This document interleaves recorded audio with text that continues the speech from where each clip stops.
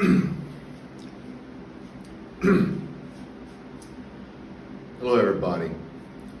Today I want to talk a few minutes about my thoughts on training to failure. A few weeks back, someone I respect very much asked me where I stood on the subject of training to failure, so I just want to give my thoughts here. I began training seriously in 1983, 10th grade, after football season, for the purpose of gaining weight for football. So I was pretty much focused both on strength and size. And all I knew back then was, what I learned and read from bodybuilding magazines. I didn't train lower body, so I made pretty good progress. And back then, of course, I was a teenager, so I was young and resilient. I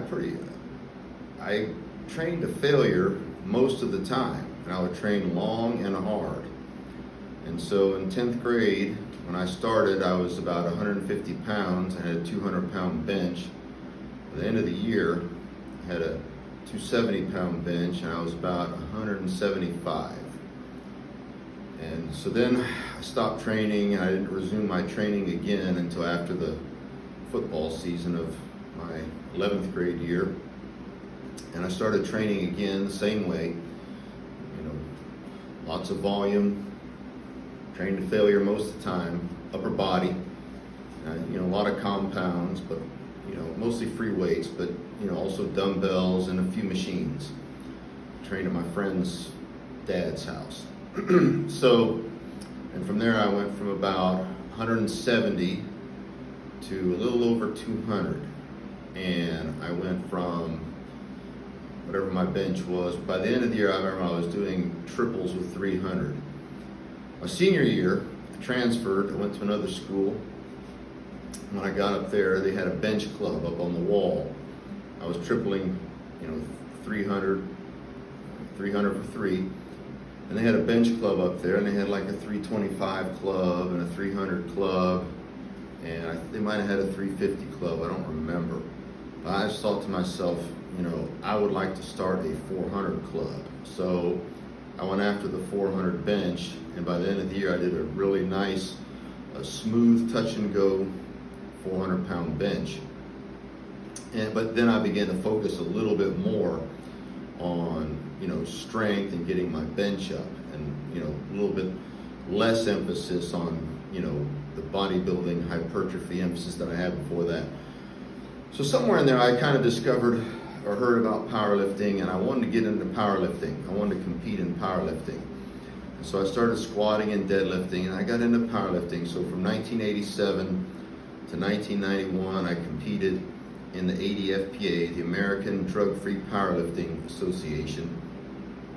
And I did a raw 445 bench, still as a teenager. I did a raw 685 deadlift. And so, and a lot of times in my powerlifting career, I would train to failure, meaning I would grind.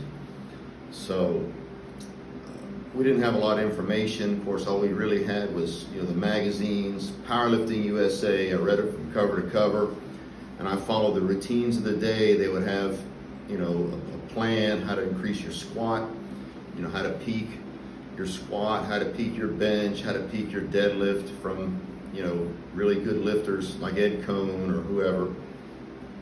So we kind of followed those plans, linear progression. In my opinion, very minimalistic. We work on the lifts, maybe in the off season, a variation, a few accessories, a few isolation, but the isolation was optional. You didn't feel like doing it, you just skipped it.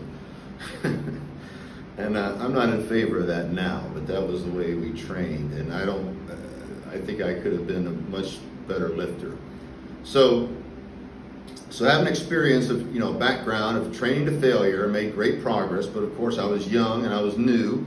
So, anything would have worked. I made great progress, and I went into powerlifting and I grinded. But over the years in powerlifting, just from observing and thinking and reading, I began to think and figure out in my head that I didn't think grinding or, training to failure, especially on compound movements, was productive. I thought that it would be counterproductive. So I thought it was better to leave some in the tank, make your reps, smooth and snappy. And so, I think there's certain times when it is a good idea to train to failure. I think if you want to test your strength, then sometimes you need to test your strength, not as distinguished from working on strength work. Strength work is not always testing your strength, but testing your max, testing your base strength, testing your 5-rep max, your 3. Sometimes you're going to have to go to failure. You're going to fail or get near your limit or grind. Other times when you're finishing up your hypertrophy work, I think it's good to take an exercise and just go to failure, just to finish off the muscle and put as much blood in there as you can and train it to fail. I think there's time, but generally I'm not an advocate, or I'm not in favor of training to failure. And here's my main reasons. When you train to failure, you have to do less volume. I'm certainly no expert. I don't pretend to be an expert on all the scientific studies, but everything I've heard and read, I haven't heard or read anything that convinces me there's any significant difference in training to failure, training to almost to failure, or leaving a few reps in reserve. I know from practical experience that I can do a lot more volume when I do not train to failure, when I leave reps in reserve. I prefer, I do strength work. I do strength work on variations of the squat, the bench, the deadlift, sometimes other movements. But I try to keep my strength work smooth and snappy. No grinding. Where essentially it should look very similar to my warm-ups, not much difference.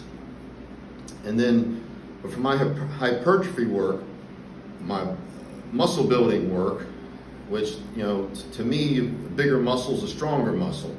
And right now I'm 55. I don't want to compete in powerlifting. I'm not really so concerned with my 1-rep max in powerlifting, in the squat, bench, and deadlift, but I am concerned with base strength and hypertrophy. Those would be my two main goals.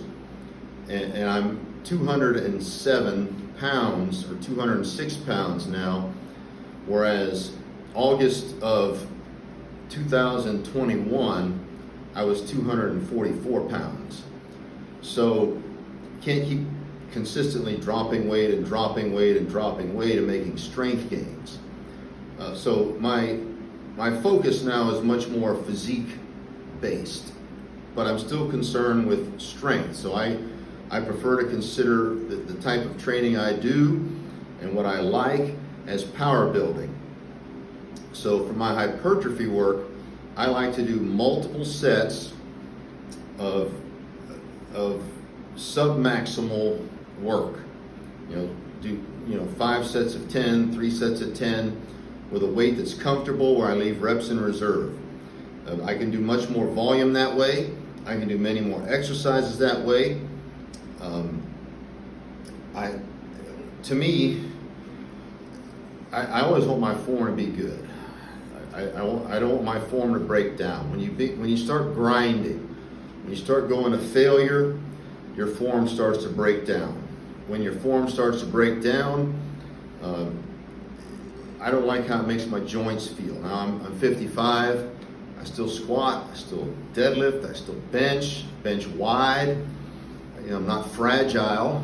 I'm doing pretty good for my. I hate to say that, but for my age, I'm doing pretty good. I don't like to avoid certain lifts, whatever. I still pretty much do lift however I want to lift. But even as a younger man, I don't think it's good to always be grinding and going to failure, especially on the big compound movements. You can't do as much volume. It causes your form to break down. it's hard on your joints. You know, the muscles recover easy, but the joints take more time to recover, and you start getting more nagging injuries. And to me, the trade-off, if it's a little more beneficial to train to failure than it is to leave reps in the tank and train submaximal, I don't think that practically it's worth the trade-off. It's not worth the trade-off of you know, your form breaking down, aggravating joints hurt, you know, risking getting a nagging injury, and it's harder to recover from. You know, so all these things go together. You know, when you train to failure, you can't do as much volume. It's harder to recover from. It's hard on your joints, harder on your joints. You risk injury. Okay, when you train submaximal, it's easier to recover from. You can do much more volume. It's not as hard and taxing on your joints. Your muscles recover fast. As a 55-year-old, you know, my muscles recover fast. My joints still recover pretty good. But whether you're 55 or 25, you know, the recovery issues is the joints and the tissues. So, you know, if you want to train compound movements and, you know, train somewhat heavy and work on strength, you can't always go to failure. Otherwise, you're going to have problems. And so all these go together. So anyhow, those are my thoughts on training to failure. I wish everyone the best in their training. Thank you for listening.